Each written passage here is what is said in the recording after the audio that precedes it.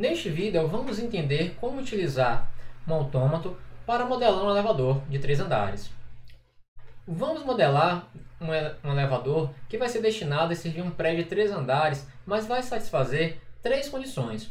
A primeira condição nos diz que, caso não haja uma chamada, o elevador vai ficar parado onde ele estiver. O elevador ele dará prioridade ao chamado mais próximo no sentido em que estiver se movimentando. Por exemplo, suponha que o elevador esteja no primeiro andar e comece a subir. E alguém chamou no andar 2 e também no andar 3. Então, dessa forma, o elevador ele vai primeiro atender o andar 2.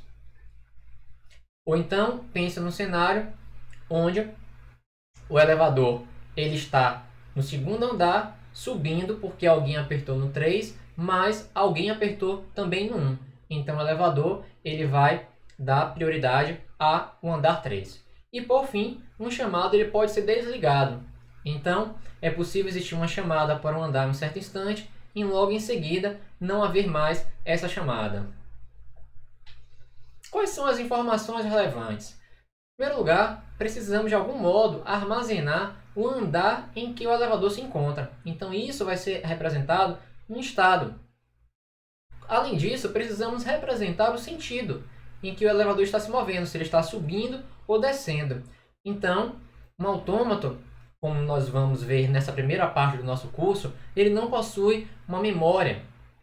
Então, nós precisamos armazenar de uma certa forma essa configuração, essa informação por meio dos estados. E seguindo, os andares em que o elevador está sendo solicitado vai justamente provocar uma transição. Exemplo, o elevador está no primeiro andar, parado, e é chamado no terceiro andar. Então nós precisamos ir para um estado subindo.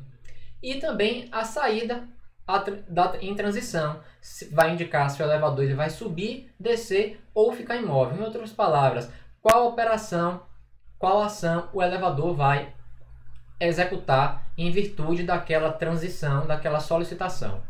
Temos algumas opções quanto ao funcionamento do elevador. Se o elevador está sendo chamado para um andar em que ele já está, exemplo, ele está no andar 1 e alguém apertou o botão, então ele vai ficar parado. E o elevador ele vai dar preferência para o sentido em que ele está se movendo.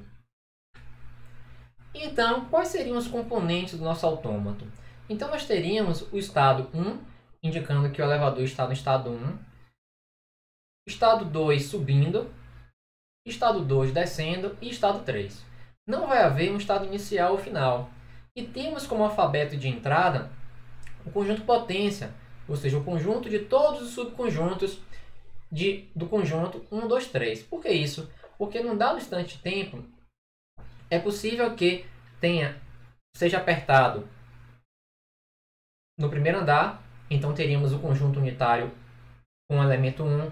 No segundo andar, então mais um conjunto unitário, mas também as combinações possíveis. Apertaram ao mesmo tempo os andares 1 e 2, então seria o conjunto 1, 2. E o alfabeto de saída, que vai indicar se ele sobe com a seta voltada para cima, se ele desce com a seta voltada para baixo, ou uma bola indicando que ele deve permanecer parado. Na verdade, esse autômato é uma máquina de Mealy, que é um tipo de autômato. E então temos o diagrama de estados para o elevador. Então, para fins de facilidade, vamos supor que o autômato ele vai começar no estado 1. E então, vamos começar a pensar. O que ocorre se vazio, se ninguém chamar o elevador? Então, o elevador ele deve justamente permanecer onde ele está. Então, vazio barra bolinha.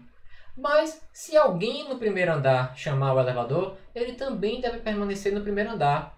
Então, dessa forma, nós estamos condensando a notação. Em vez de escrever cada operação por linha, nós estamos colocando uma vírgula. Mas o que são esses colchetes? Esses colchetes vão indicar que, na verdade, é uma notação utilizada. Em vez de você colocar 1, 2, 1, 2, 3... 1, 3, todas as combinações possíveis que envolvam o número 1, nós colocamos o colchete. Pois, pense comigo, se o elevador está no andar 1 e se alguém no primeiro e terceiro andar chamar, pelas nossas regras, o elevador deve ficar parado. Então, o colchete 1, ou um colchete, um número, vai representar todas as possibilidades de subconjuntos de 1, 2, 3 que contenham o número aqui dentro. Dando prosseguimento, o que acontece se, estando no primeiro estado, alguém no segundo, ou no terceiro, ou os dois andares, 2 e 3, chamarem? Então, o elevador ele vai subir, indo então para o estado segundo andar, subindo. E aqui é simétrico. É equivalente a como nós interpretamos anteriormente. Se ninguém chamar, ele permanece onde ele está. Na verdade, se ninguém chamar ou se alguém cancelar. E qualquer combinação de chamadas que tenha o número 2, ele também vai permanecer onde ele está. Do estado 2, se alguém chamar no estado 3 ou no andar 3 ou nos andares 1 e 3 chamarem, ele continua subindo, ficando então no estado 3. E assim sucessivamente. Então, deixo como exercício para que você termine o entendimento desse autômato. Lembrando que, por exemplo, aqui nesse estado, colchete 3 indica todas as possíveis combinações de chamadas. Exemplo, que envolvam 3. Exemplo, 1, 3, 2, 3, 1, 2, 3 e o próprio 3. Bem, como seria então a computação na máquina de Mealy? Nós temos uma configuração instantânea que é o estado atual, o sufixo a ser processado e uma sequência das saídas emitidas até o momento. Então vamos ver esse exemplo.